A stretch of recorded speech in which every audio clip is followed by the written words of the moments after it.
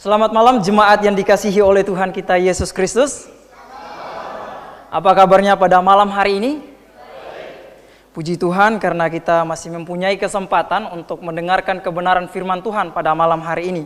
Dan tentunya ini adalah kesempatan yang sangat indah untuk saya karena dipercayakan untuk membawakan firman Tuhan pada malam hari ini. Dan saya sangat berterima kasih sekali kepada ketiga gembala GBA Grafe yang sudah mempercayakan saya untuk membawakan kebenaran firman Tuhan. Dan oleh karena itu saya mengajak kita semua untuk membuka Alkitab kita dari Roma pasal 12. Coba kita membuka Alkitab kita dari Roma pasal 12. Ini ayat yang sudah familiar sekali, bahkan mahasiswa-mahasiswi pun udah menghafalnya. Roma pasal 12 ayat yang ke-12. Coba kita buka Alkitab kita, Roma pasal 12 ayatnya yang ke-12.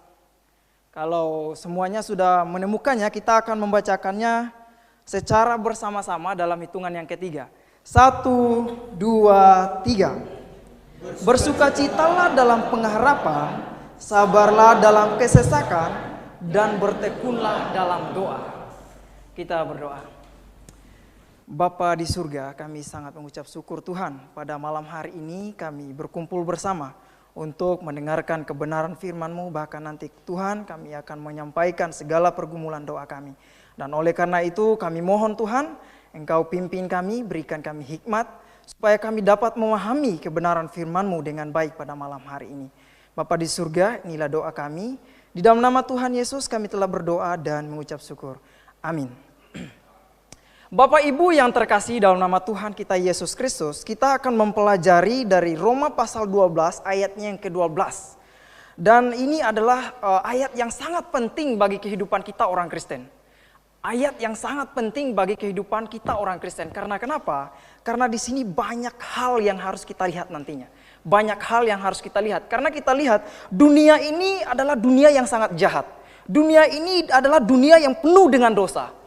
Dan dunia ini ada juga orang-orang yang percaya yang ada di dunia ini. Dan orang-orang yang percaya ini banyak terhimpit oleh dunia ini. Mereka terhimpit dan ditekan oleh dunia ini. Namun apa yang harus dilakukan oleh orang yang percaya kepada Tuhan? Namun apa yang harus kita lakukan sebagai orang yang sudah percaya kepada Tuhan? Ini pertanyaan besar bagi kehidupan kita. Apa yang harus kita lakukan? Pada malam hari ini kita akan melihat apa yang harus kita lakukan sebagai orang yang percaya selama kita ada di dunia ini. Apa? Kita lihat ayat yang pertama, ayat yang ke-12. Katanya bersukacitalah dalam pengharapan.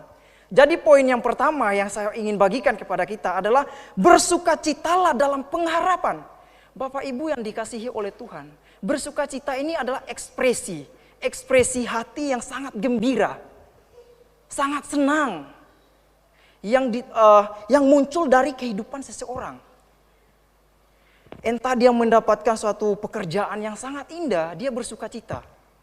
Entah dia mendapatkan hadiah yang sangat istimewa, mungkin hadiah mobil, rumah yang sangat mewah, itu sangat sukacita. Bahkan pada hari ulang tahunnya, siapa di sini yang pada hari ulang tahunnya sedih? Oh murung gitu, siapa? Nggak ada. Pada hari ulang tahunnya pasti sangat senang begitu. Karena ternyata saya bertambah usia lagi. Tambah tua lagi. Nah, ini sangat sukacita. Namun apa yang kita bersukacita sebagai orang percaya apa? Apa dasarnya seperti itu? Sehingga kita bersukacita. Orang dunia sana menerima mobil mewah, mereka bersukacita. Kita orang percaya bersukacita karena apa? Ini pertanyaannya. Coba kita lihat Alkitab kita, Lukas pasal 10. Lukas pasal 10. Lukas pasal 10, ayatnya yang ke-20. Lukas pasal 10, ayat 20. Katanya di sini, namun demikian, janganlah bersukacita karena roh-roh itu takluk kepadamu, tetapi bersukacitalah karena namamu ada terdaftar di surga. Seringkali saudara, Alkitab itu seringkali menekankan kepada kita bersukacitalah senantiasa. Bersukacitalah katanya. Ini ayat yang sangat familiar. 1 Tesalonika pasal 5 ayat 16. Mengatakan bersukacitalah senantiasa. Ini menekankan kembali kepada kita. Bahkan dalam Filipi pasal 4 ayat 4 di situ menekankan bersukacitalah di dalam Tuhan. Ini bagi kita yang sudah percaya, kita bersukacita di dalam Tuhan, bukan di luar Tuhan, saudara. Bukan di luar Tuhan. Orang di luar sana bersukacita di luar Tuhan, namun kembali lagi murung. Tetapi kita orang percaya bersukacita ada di dalam Tuhan. Bahkan dalam kitab Lukas pasal 10 ayat 20 ini, namun demikian janganlah bersukacita karena roh-roh takluk kepadamu, tetapi bersukacitalah karena namamu ada terdaftar di surga, atau ada namamu terdaftar dalam kitab kehidupan. Sebagai pertanyaan besar bagi kehidupan kita, kapan nama kita terdaftar dalam kitab kehidupan? Kapan?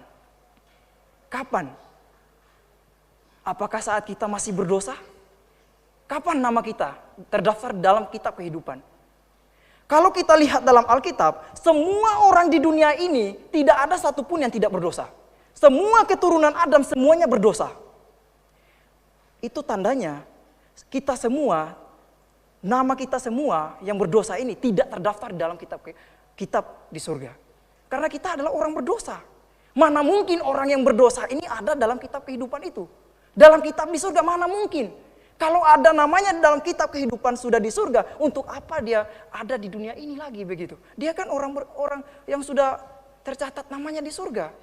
Orang yang sudah pasti diselamatkan. Ada dalam kitab kehidupan. Tidak mungkin seperti itu. Tetapi karena kita adalah orang yang berdosa, orang yang mati karena dosa kita, makanya nama kita tidak tercatat dalam kitab kehidupan. Kita lihat ayat yang sering kita gunakan itu yang menyatakan bahwa semua orang di dunia ini sudah berdosa. Roma pasal 3. Roma pasal 3 itu membuktikan bahwa kita itu adalah semua orang yang sudah berdosa seperti itu. Coba kita lihat dulu Roma pasal 3 ayat 23. Roma pasal 3 ayat 23 mengatakan, karena semua orang telah berbuat dosa dan telah kehilangan kemuliaan Allah. Ini bukan hanya sebagian orang, tetapi semua orang, bukan hanya sebagian begitu. Kalau sebagian orang, wah ini bahaya ini. Semua orang telah berbuat dosa. Bahkan kalau dalam Roma pasal 5 ayat 12-nya katanya apa? Sebab itu sama seperti dosa telah masuk ke dalam dunia oleh satu orang, dan oleh dosa itu juga maut. Demikianlah maut itu telah menjalar kepada semua orang, karena semua orang telah berbuat dosa. Jadi semua orang telah berbuat dosa, dan nama satu orang pun yang berbuat dosa ini tidak tercatat dalam kitab kehidupan. Bahkan tidak tercatat di surga sesuai dengan Lukas pasal 10 ayat 20. Saudara-saudariku yang terkasih dalam nama Tuhan, supaya nama kita tercatat di surga, apa yang harus kita lakukan? Apa yang diperintahkan oleh Alkitab? Selesaikan dosa itu. Selesaikan dosa itu, barulah nama kita tercatat di surga. Bagaimana cara menyelesaikan dosa kita? Kembali lagi ke pertanyaan itu.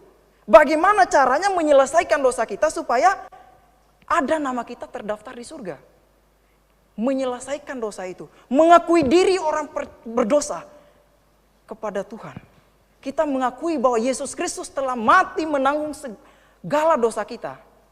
Maka pada saat kita percaya, kita dimeteraikan oleh Roh Kudus menjadi tanda atau milik kepunyaan Allah. Pada saat percaya itulah nama kita akan terdaftar di surga. Nama kita terdaftar di surga. Pada saat kita percaya itulah nama kita terdaftar di surga. Saudara-saudariku yang terkasih dalam nama Tuhan kita Yesus Kristus. Jadi, nama kita terdaftar di surga itu ketika kita percaya. Ketika kita percaya. Dan walaupun nama kita terdaftar di surga, apakah nama kita itu masih bisa dihapus? Itu kan pertanyaan lagi selanjutnya. Apakah nama kita itu masih bisa dihapus dari kitab itu? Dari kitab kehidupan itu. Jadi hati-hati saudara, hati-hati. Jangan hanya kita percaya begitu saja lalu kita melepaskan iman kita. Jangan. Karena ada peringatan besar bagi kita dalam Ibrani pasal 6. Ibrani pasal 6 ayat 4 sampai 6. Apa di situ dikatakan? Ini semua kayaknya sudah hafal ayat ini. Ibrani pasal 6 ayat 4 sampai 6. Katanya, sebab mereka yang pernah diterangi hatinya, yang pernah mengecap karunia surgawi, dan yang pernah mendapat bagian dalam Roh Kudus. Ini berbicara kepada orang yang sudah diselamatkan. Orang yang sudah menerima Yesus Kristus. Lalu ayat 5-nya, dan yang mengecap firman yang baik dari Allah dan karunia-karunia dunia yang akan datang. Namun yang murtad lagi tidak mungkin dibaharui sekali lagi sedemikian. Sehingga mereka bertobat sebab mereka menyalibkan lagi anak Allah bagi diri mereka dan menghinanya di muka umum. Saudara, bagi orang yang sudah diselamatkan dan tercatat namanya di dalam kitab kehidupan, lalu mereka meninggalkan iman mereka, apa yang terjadi? Nama mereka dihapuskan dari kitab kehidupan. Nama mereka dihapuskan dari kitab kehidupan. Saudara-saudari yang terkasih dalam nama Tuhan kita Yesus Kristus. Coba kita lihat satu ayat. Wahyu pasal 3 ayat 5. Coba kita lihat. Wahyu pasal 3 ayat 5. Wahyu pasal 3 ayat 5. Katanya seperti ini.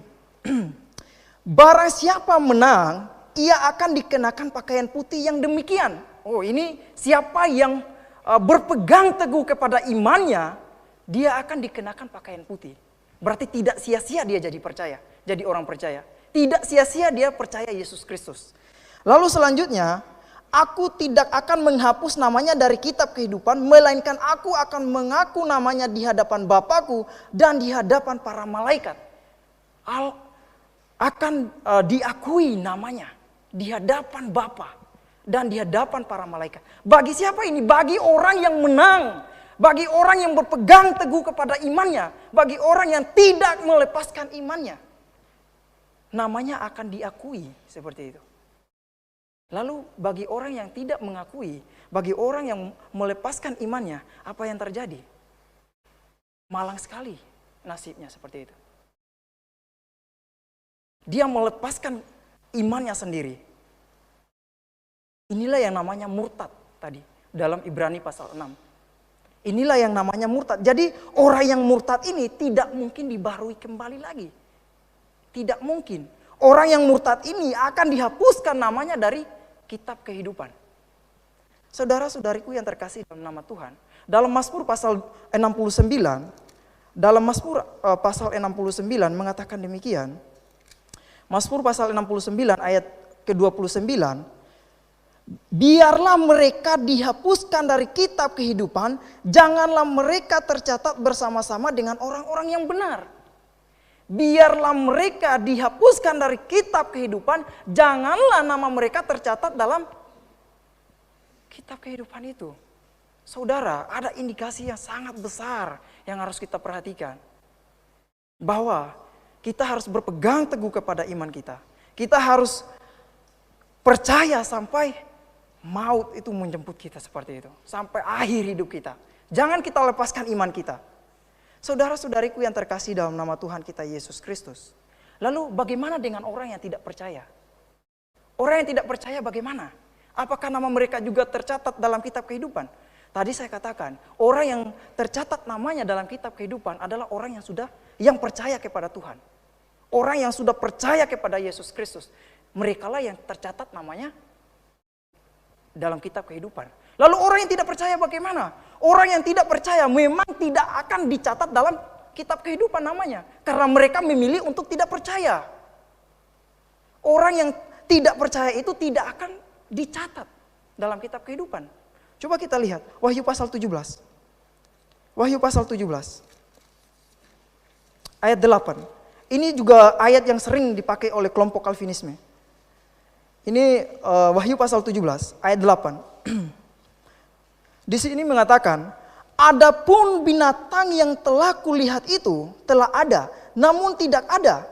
Ia akan muncul dari jurang maut dan ia akan menuju kepada kebinasaan. Dan mereka yang diam di bumi, yaitu mereka yang tinggal, yang tidak tertulis di dalam kitab kehidupan sejak dunia dijadikan, akan heran apabila mereka melihat bahwa binatang itu telah ada, namun tidak ada dan akan muncul lagi.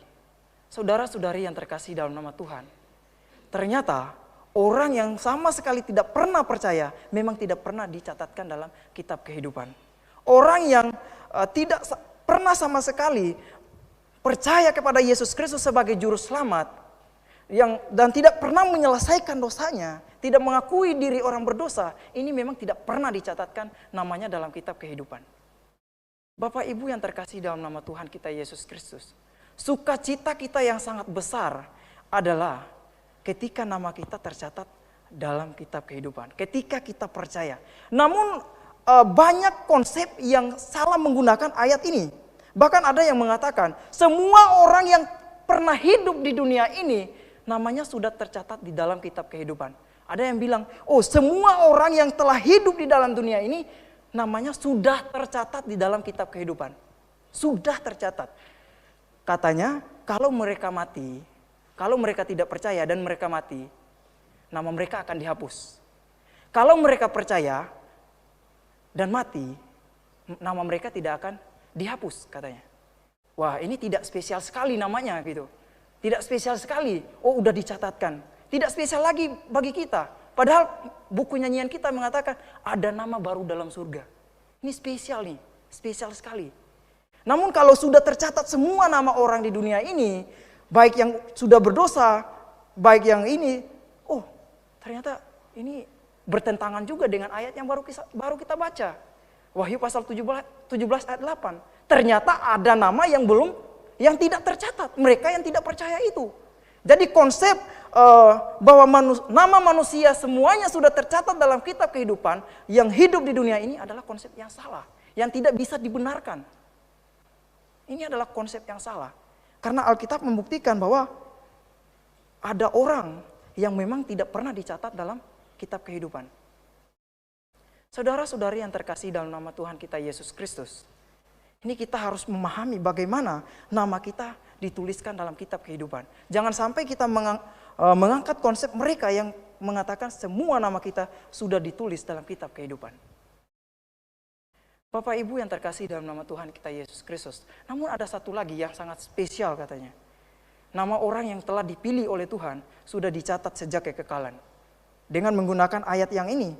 Ayat Wahyu pasal 17 ayat 8. Nama orang yang sudah dipilih sudah dicatat sejak kekekalan.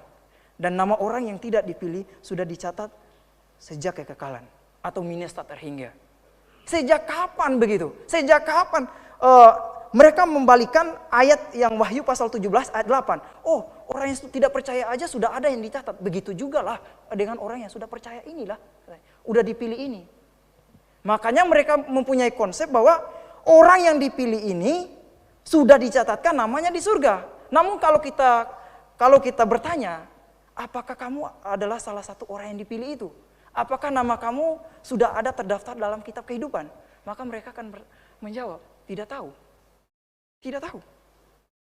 Karena itu terserah Tuhan, karena Tuhan yang catat. Kalau kita lihat dalam Alkitab kita bahwa Filipi pasal 4 ayat 3 mengatakan apa? Coba kita lihat dulu. Filipi pasal 4 ayat 3 mengatakan apa di situ? Katanya begini, bahkan ku minta kepadamu juga, Sunsugos, temanku yang setia, tolonglah mereka, karena mereka telah berjuang dengan aku dalam pengkabaran Injil bersama-sama dengan Clemens dan kawan-kawanku sekerja yang lain, yang nama-namanya tercantum dalam kitab kehidupan. Ini sudah diketahui oleh Rasul Paulus, nama-namanya tercantum dalam kitab kehidupan. Teman-temannya, Paulus juga seperti itu, dia ketahui bahwa dia adalah orang yang sudah percaya. Karena dia tahu ketika dia percaya, namanya tercatat dalam kitab kehidupan. Berbeda dengan konsep Calvinisme ini. Mereka tidak tahu karena kalau nama mereka itu sudah dipilih atau tidak. Jadi percaya membabi buta namanya. Saudara-saudari yang terkasih dalam nama Tuhan kita Yesus Kristus. Sukacita kita yang sangat besar itu adalah nama kita tercatat dalam kitab kehidupan. Inilah sukacita kita yang sangat besar. Dan apa tadi? Bersukacitalah dalam pengharapan. Pengharapan apa yang kita tunggu sebagai orang Kristen? Orang yang sungguh-sungguh percaya kepada Yesus Kristus. Pengharapan apa? Yaitu pengharapan kita akan diangkat oleh Tuhan. Sebagai orang yang percaya, kita diangkat oleh Tuhan. Kita tidak lagi mengalami kesusahan itu. Kita tidak lagi mengalami kesusahan-kesusahan itu. Namun ada yang percaya bahwa kita, orang percaya ini masih mengalami kesusahan itu. Biarlah mereka yang mengalami itu. Kita yang ada pada saat ini, yang percaya pada Yesus sungguh-sungguh, tidak lagi mengalami hal itu. Kita percaya akan hal itu. Karena kita punya pengharapan kita akan diangkat. Diangkat ketika Dia datang nanti. Dan ini ayat yang sudah familiar sekali, 1 Tesalonika 4 ayat 16 dan 17. 1 Tesalonika pasal 4, coba kita buka. 1 Tesalonika pasal 4. Ayatnya yang ke-16 dan 17.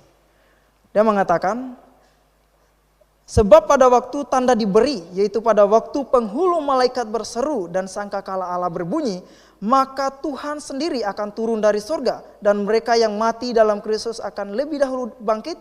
Sesudah itu kita yang hidup, yang masih tinggal, akan diangkat bersama-sama dengan mereka dalam awan menyongsong Tuhan di angkasa. Demikianlah kita akan selama-lamanya bersama-sama dengan Tuhan.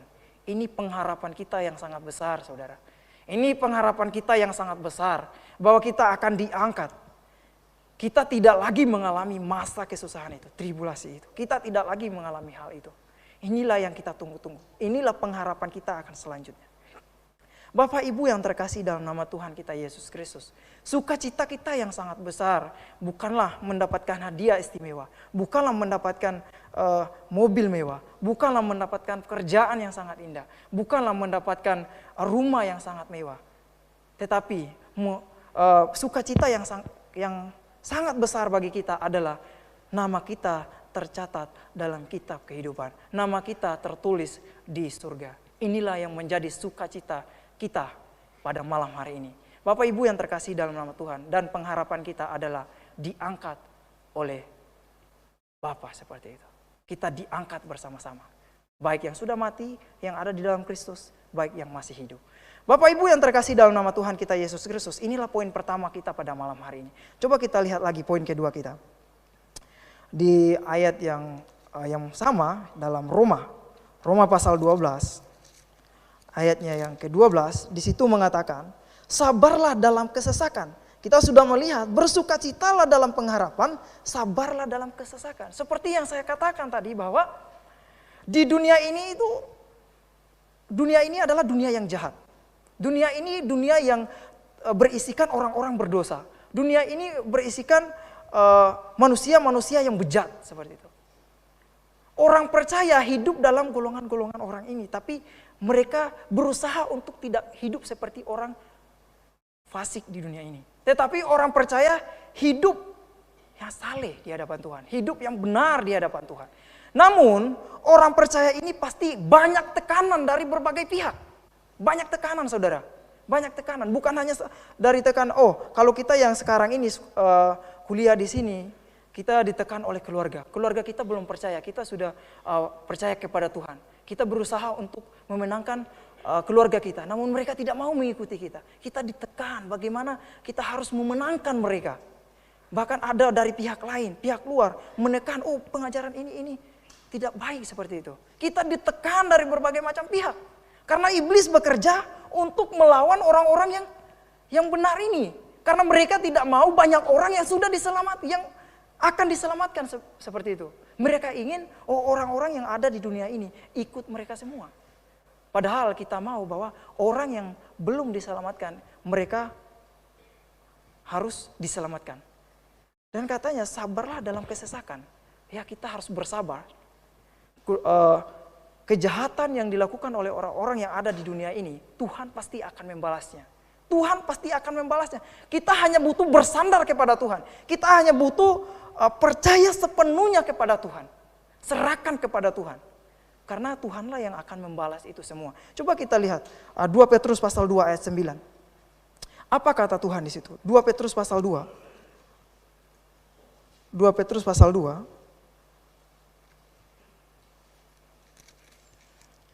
Ayat 9. Di sini mengatakan, maka nyata bahwa Tuhan tahu menyelamatkan orang-orang saleh dari pencobaan dan tahu menyimpan orang-orang jahat untuk disiksa pada hari penghakiman.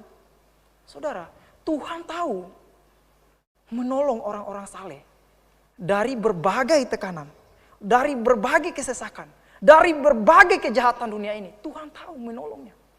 Dan Tuhan juga tahu membalas apa yang mereka lakukan kepada anak-anak Tuhan. Kepada anak-anak Allah. Kepada hamba-hambanya. Tuhan tahu. Tuhan tidak tinggal diam, saudara. Kita perlu tahu itu. Jadi apapun kesesakan, apapun yang dilakukan oleh dunia ini untuk menekan kita dari berbagai pihak, kita hanya bisa bersandar kepada Tuhan. Berserah kepada Tuhan. Tuhan tahu menolong kita. Tuhan tahu mengangkat kita dari hal-hal yang tidak baik seperti itu. Karena kita mempunyai tujuan yang baik untuk memberitakan kebenaran firman Tuhan. Bersabar. Saudara-saudari yang terkasih dalam nama Tuhan, sabar inilah sifat kita. Sabar inilah salah satu dari buah roh juga ada. Seperti itu. Jadi ini harus kita punya kesabaran yang sangat-sangat besar dalam kehidupan kita. Supaya apa yang kita lakukan pada hari ini, apa yang kita lakukan nanti-nantinya, kita jalankan dengan baik. Walaupun berbagai tekanan menekankan kita. Tetapi kita tidak goyah karena Tuhan beserta kita. Dan poin yang terakhir untuk kita pada malam hari ini, yaitu ayat yang ke-12 juga katanya, dan bertekunlah dalam doa. Dan bertekunlah dalam doa. Ini adalah alat komunikasi kita dengan Tuhan. Bahkan dalam Alkitab mencatatkan bahwa tetaplah berdoa. Dalam Kolose pasal 4 ayat 2, coba kita lihat dulu. Kolose pasal 4 ayat 2. Bertekunlah dalam doa dan dalam pada itu berjaga-jagalah sambil mengucap syukur. Bertekunlah dalam doa dan dalam pada itu berjaga-jagalah sambil mengucap syukur. Satu-satunya alat komunikasi kita dengan Tuhan adalah kita berdoa. Kita minta kekuatan kepada Tuhan. Supaya kita bisa melewati masa-masa kesusahan, kesukaran yang ada di dunia ini. Masa-masa yang begitu jahat yang muncul dari dunia ini. Dari orang-orang yang jahat yang ada di dunia ini. Inilah yang kita lakukan, berdoa. Makanya pada malam hari ini kita berkumpul bersama untuk melakukan doa jemaat. Karena kita tahu bahwa doa orang benar sangat besar kuasanya. Oleh karena itulah kita semua hadir pada malam hari ini untuk berdoa secara jemaat. Bapak Ibu yang terkasih dalam nama Tuhan kita Yesus Kristus. Ketiga hal inilah yang harus kita renungkan dalam kehidupan kita. Yaitu bersukacita dalam pengharapan. Karena nama kita tercatat dalam kitab kehidupan. Dan kita berpengharapan akan diangkat oleh Yesus. Akan diangkat nantinya ketika Yesus datang di atas awan-awan. Dan pada saat itulah kita diangkat semuanya yang ada di dalam Tuhan. Dan juga sabarlah walaupun kesesakan dunia ini menghimpit kita dari berbagai sudut. Maka kita yang kita lakukan adalah bersabar dan berdoa. Minta kekuatan pada Tuhan. Maka kita akan bisa menjalaninya dengan baik. Oleh karena itu sekian firman Tuhan yang saya bagikan pada malam hari ini. Semoga firman Tuhan bisa membuat kita lebih untuk melihat lagi bagaimana cara Tuhan bekerja dalam kehidupan kita. Mari kita berdoa. Bapa di surga, terima kasih Tuhan atas kasih dan penyertaan-Mu. Dan kami sangat bersukacita dan bersyukur Tuhan. Karena nama kami terdaftar di surga. Dan karena kami percaya kepada Engkau Tuhan. Bahwa pengharapan kami tidak sia-sia. Bahwa kami akan